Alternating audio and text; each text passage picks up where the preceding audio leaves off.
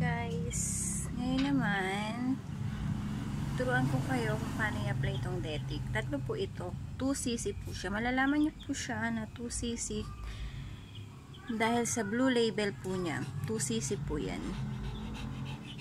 Ayan, may nakalagay na 2. In-order ko po ito sa Shopee sa worth 75 po ang isa. Ayan, tuturuan ko kayo kung paano ilagay. Una, para madali nyo itong matanggal na takip niya, gumamit po kayo nito. Ayan. Iyon sa inyo kung paano po Ayan. Ito lang kasing ginagamit ko.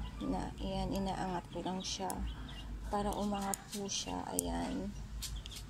Ayan. Ayan. Angat ko lang po siya. Ayan. Actually, nakangapa ko na siya. Ayan, naiikot ko na. Naangat ko na po. Ayan.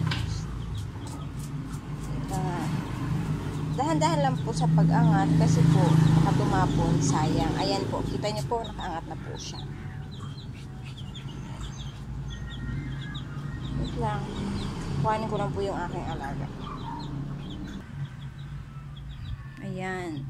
Ang pag-apply po niya, ito po yung Detic, ano. Dito lang po sa batok. Ayan. Konti lang.